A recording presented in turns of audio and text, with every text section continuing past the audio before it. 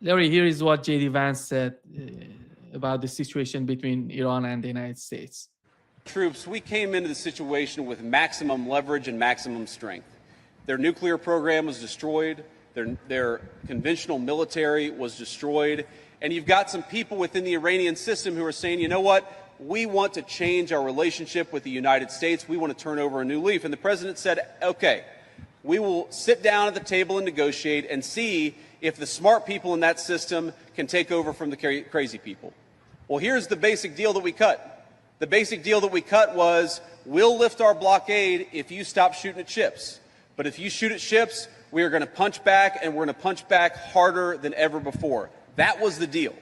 They said they would stop shooting at ships. And what happened 24 hours ago? They started shooting at ships again. Now, they were good. They were well behaved for about a week, but then they started shooting at ships. So the deal is very simple. If they shoot at ships, we're going to knock the hell out of them, and it's that simple, and that's the basic way it's going to work. Yep. Bad, no. all talk, little action. They haven't knocked the hell out of Iran. In fact, Iran's turning around, knocking the hell out of them.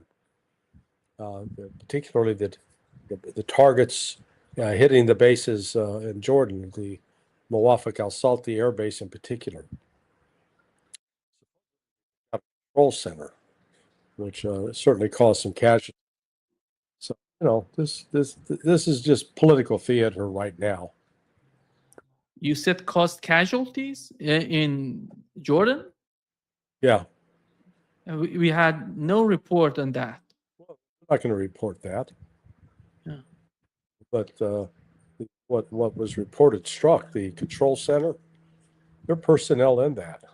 So I'm assuming at least somebody wounded. Or any KIA, but there's certainly people wounded. Yeah. I don't know what's going on with your mic because your voice is somehow cutting off when you talk. Hang on here. Let's see. Oh.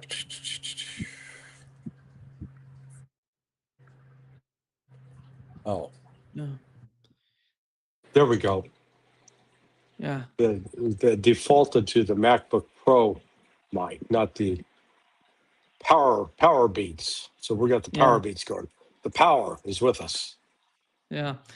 Larry, two things about what JD Vance said. First of all, they're assuming that there are two forces in Iran fighting each other or hating each other. One side wants to make a deal with the United States. The other one, I don't know where do they get this sort of understanding from Iran.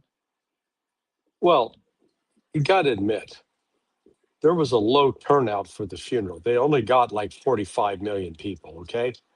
So that means another 50% stayed home.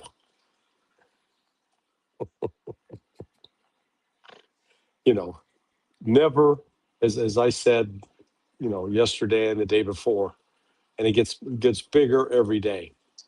You've never had a funeral event like this in recorded history where 45 million people came out in public in a mass to mourn and to worship, if you will, to engage in a religious ceremony. 45 million. That sort of puts to bed this claim that 80% of the Iranian population wanted to overthrow the Islamic Republic. That would be the equivalent of 72 million. So we got 45 million people out. Those are big. That's a big number. I think it means that 50% of Iranian people are against the government, and Donald Trump needs to go there and to liberate them. Yeah. The liberation should go. Or it could mean that the other 50% didn't live near any of those cities and were unable to travel to be part of it. And that could be the explanation too.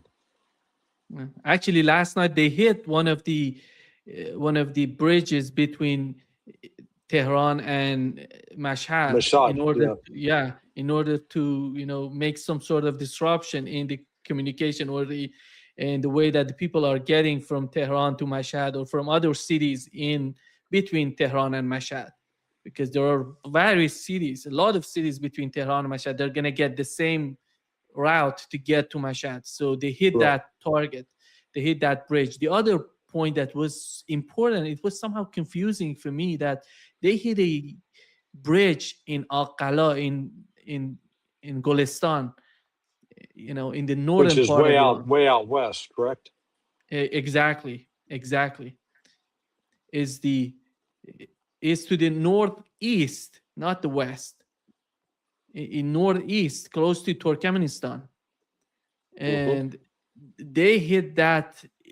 That bridge is important because the railway that it goes above that bridge, on that bridge, connects Iran to China, from Iran to Kazakhstan, then to China. And from the photo, I just watched the photo last night. It didn't seem to me that this is some sort of missile, or here is the photo, Larry. You see that? It doesn't seem to me that it was somehow a cruise missile or something like that. Yeah, it looks like it was a charge put on the track and blown up. Yeah. There could be something internal. They use some of these agents in Iran to blow out, to somehow explode. Like MEK? Yeah, exactly. They have these agents in Iran. But to understand what the second part of what JD Vance said, here is, Larry, let me put it on for you.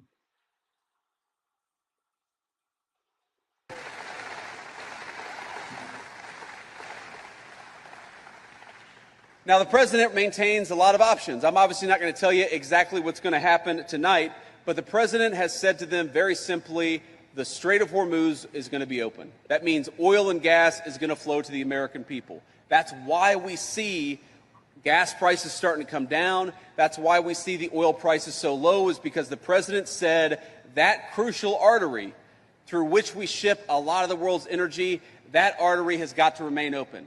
And that is what the Iranians have to know. If they try to close it down, there's going to be a response for the American military. It's that simple. That's the deal. They can either follow it, or they can have exactly what happened to them last night. It's just going to keep on happening until they open up that lane and stop shooting at ships. It's simple.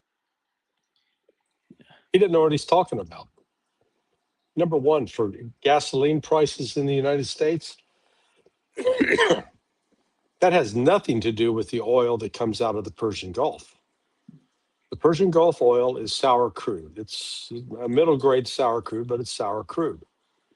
That sour crude is delivered to refineries in the United States that make diesel and aviation fuel. They do not make gasoline.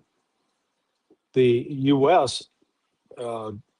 Exploits and pumps a lot of, the sweet crude, the light crude, that is used to make gasoline. 70% of the refineries, some say 60%, but 60 to 70, let's go 65% of the refineries in the United States are specifically built to deal with the sour crude, with the crude that comes out of the Persian Gulf. If they don't have that crude, they don't operate. The gasoline that produced for automobiles, that's produced by separate refineries. There is no shortage of that oil. So let's, he hasn't been properly briefed that he knows what he's talking about. I think the simple solution for the United States to open the Strait of Hormuz, we know that Iran has never closed totally the Strait of Hormuz. And even during the war, they were somehow letting the Chinese tankers, the tankers from Pakistan, and the Iraqi tankers, or somehow Indian tankers, using the Strait of Hormuz, even during the war. Mm-hmm. The basic problem in the Strait is the security, how the people feel about the Strait of Hormuz. Are they secure? Do they feel safe to use this Strait? That's the problem. This is something psychological, not physical in this Strait, because of the attacks. Well, we've not seen a lot of tankers that are owned by Europeans or Americans. I haven't seen any that are coming out of the Strait, loaded with oil, headed for Europe or the United States. The tankers that are leaving, loaded with oil, they're going to Asia. Yeah. So then your understanding is that the United States is not gonna attack and is not gonna come out in a an all-out war. That's not gonna happen. But not right now. They don't have the forces in place to do that. That's not to say they could not stop. Right now, they've got orders to withdraw. They're withdrawing in waves, so they're not just pulling them all out at once. So the United States will still retain some air assets that can carry out attacks on Iran using both carrier-based and land-based. But right now, the orders that have been issued are to withdraw, which means as long as they're withdrawing, they're not in a position to conduct what would be described as major combat operations. Yeah. How was, Larry, the summit in Turkey, and what was the achievement for Donald Trump? What he wanted from this summit, and what was the main objective of the Trump administration in this summit in Turkey? How do you describe that? I think it was an abject failure. What did they accomplish? Trump bitched about everybody not paying their fair share, and you didn't see a single state pony up and say, "Oh, I'm sorry, man, here's the check. Let's write that out. Let's get our full share in there." That didn't happen. They didn't agree on how much money should go to Ukraine. They kept Zelensky at arm's length during the course of that summit. He got to, he did not get to really attend the summit itself. He was kept out. So this is,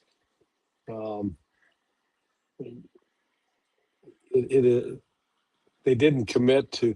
On paper they say, okay, yeah, we're going to build all these weapon systems for Ukraine, and that, Trump said Ukraine's going to get to build its own Patriot missiles just as soon as we get all the parts to you, which is going to be, 2-3 years. Ukraine won't exist in 3 years, not in its current form anyway. Yeah. I think one of the problems right now is how Donald Trump tries to balance the relationship he has with Israel with the one with Turkey, because Benjamin Netanyahu tries to put pressure on the Trump administration not to sell F-35s to Turkey. Do you think that he's going to do it after all as an outcome of this summit?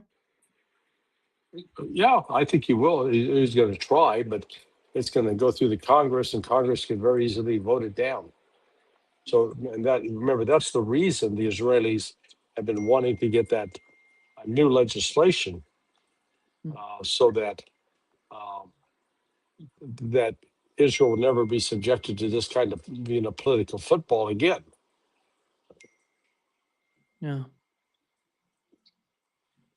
Benjamin Netanyahu said that he's trying to make new alliances, and that's why he's trying to improve the relationship between Israel and India.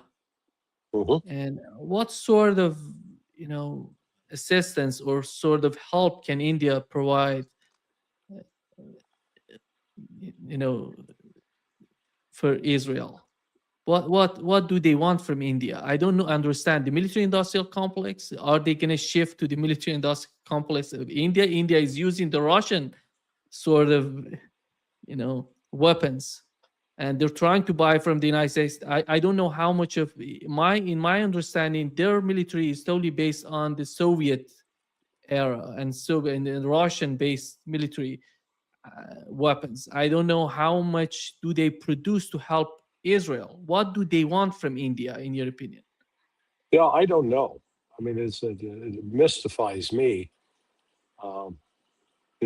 Indians are Aryans. They're not Jewish. And Modi embarrassed himself when he went to Israel on February 24th, 25th, 26th. He was being the ultimate sycophant with respect to Bibi Netanyahu. Now, I don't know what the trade relationship is. I suspect that Israel is considered an important trading partner with India, but not so much by what Israel's too damn small to make a big difference in any Indian business. So it is what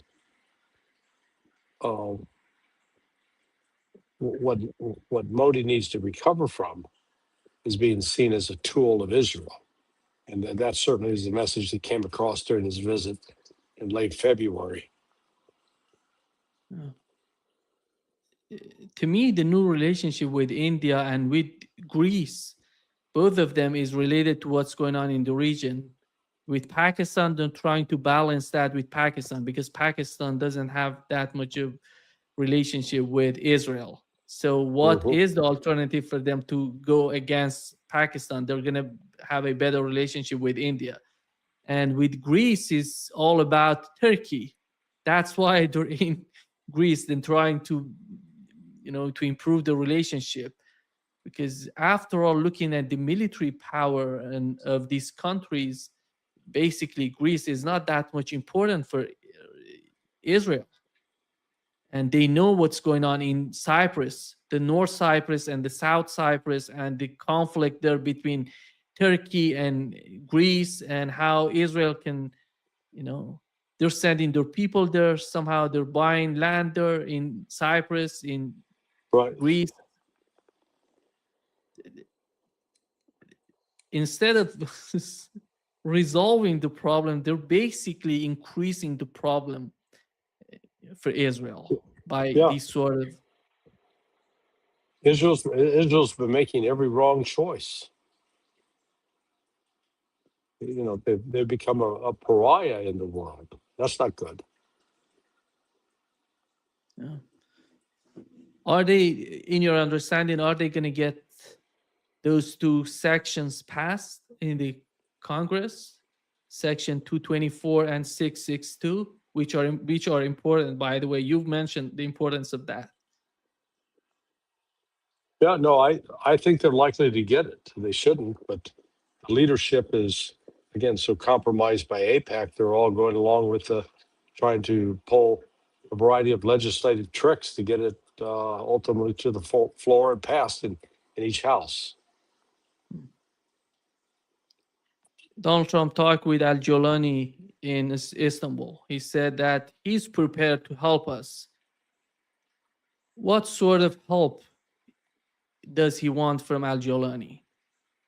Well, what he wants from Al-Jolani is what Al-Jolani said he's not going to give. He'd like them to militarily take on Hezbollah, and Jolani said no. So you got to go with that. I don't know. How do you find this sort of idea? When he was talking about sending American troops to Lebanon, I thought that what is the main objective of that? Is he going to replace the Israeli troops with American ones, or is? Again, he has not publicly defined it, and that's where he keeps getting in trouble. If you can go explain to the American people why you're doing what you're doing and why they need to make this sacrifice, more often than not, they'll say, "Oh, okay," and they won't protest it. I don't think they have that luxury this time. They've already burned bridges with the electorate on, no new wars. There absolutely have been, new wars and new entanglements in the Middle East. Their knowledge of the region is so shallow, Larry. They basically know nothing. Donald Trump himself, he calls Iran the Islamic Republic of Japan. And just imagine how this guy doesn't know anything. I don't know if he knows what is in the MOU. He basically, and JD Vance is totally ignorant about the MOU. They don't understand Iran. They don't understand the region. And these people are deciding about basically each and every decision in the region. they're influencing a lot of people. Right. Yeah, no, I agree. It is the effect of this funeral. I can't emphasize it enough. Maybe I'm putting too much emphasis on it. But you get 45 million Shia Muslims, and the Shia are also present in Iraq. They had what, at least 4 million people there today, yesterday on Wednesday. So these are enormous numbers, and I think the influence of the Ayatollah now extends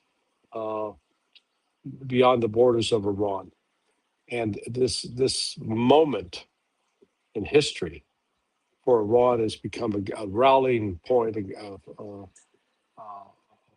place of new beginning. They noticed the number of red flags that were in the crowd, literally millions of red flags, which is for the son of the prophet. That's seen as a call to revenge. That's what the Iranian people want. Yeah. Lavrov today said that it seems that Russia somehow, I don't know if you see some sort of differences between Lavrov and Peskov, because Peskov today said that United States, the US continues to actively supply arms to Kiev. Russia is well aware of this and is not wearing rose-colored glasses. And on the other hand, he says Russia considers the United States' desire to facilitate the peace process in Ukraine to be sincere and welcome it. This is what Peskov said. On the other hand, you see Lavrov is telling something totally different. Russia will no longer believe the West's desire for negotiated solution to Ukraine. And this is two sort of different positions. I think the Iranian government or the people who are in charge of the negotiations are somehow getting to this point that Lavrov is talking about. Do you see any sort of change considering the case of Ukraine as an outcome of this? Or basically what Lavrov said is the reality? Lavrov's made it clear there's no negotiation with the United States. No. In fact, what was the quote? I saw it a little bit ago. Stand by. Let me see if I can pull it up. Mr. Lavrov, where are you? Boom, boom, boom, boom, boom. Not there. Not there. Certainly not there. But Lavrov made it clear that there's no deal with the United States, nothing to be accomplished. Let me search it this way.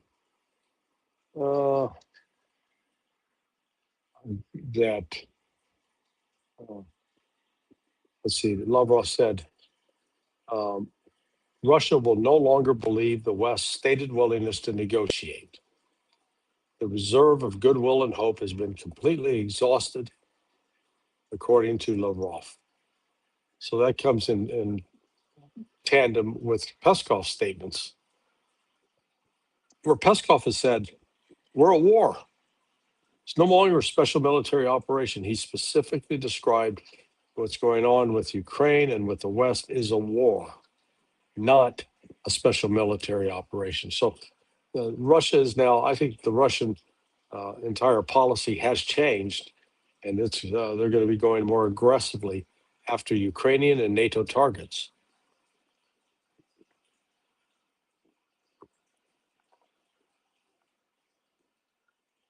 Larry, here is what Keith Kellogg said about the situation between Iran and the United States. Let me just play it with you here. He says, finish the job. I think, John, it's good to be with you. Yes. I mean, it's clearly yes. And I think there's really this memorandum, 14-point memorandum, really kind of obfuscated the issue. I'm a big believer in principles of war. One of those is simplicity. I'll make it really simple for you. Number one, we're going to send in the IAEA to get the enriched uranium, if we can get to it, with American advisors. And, oh, by the way, you don't get to get any restrictions. We're going to go where we want to go. Number two, we're going to open up the Strait of Hormuz, and we're going to do it militarily. And if we need to, if they sink a tanker, we'll take your assets, making them fungible, and then we're going to replace those assets that you lost. And number three, we're telling the Iranians, knock it off with the neighbors. You don't attack UAE, you don't attack Qatar, you don't help Hamas or Hezbollah or anybody else. And then they're not. And the other thing is, we're not negotiating as equals. Right now, we're treating them as equals. They're not. Arachi's a master negotiator. He's their foreign minister. He wrote the book on negotiations. His parents were rug merchants. They understand. Have you ever tried to buy a rug in the Middle East? Yeah, it's just I actually back have. And forth. And you basically say, we're done with this. We're tired of it. We're not going to do it anymore, and we're going to finish the job as we should do it. But the alternative is, what's he going to do when he does that? Right. But I mean, in terms of buying a rug. Yeah. It's unbelievable. What a load of horse manure. Okay, go ahead, dude. Finish it. You lead the charge. You walk at the head of that column. Let's see how far you get before you get shot down. We're going to use our military might. No, we've tried our military might and it didn't work. Iran still controls the Strait of Hormuz. And Iran will continue to control the Strait of Hormuz. And there's not a damn thing the U.S. can do about that if it doesn't want to solve. Yeah. Could it go in and try to force it open? There'd be tremendous losses. And the United States is not willing to pay that price. So it's just, Kellogg,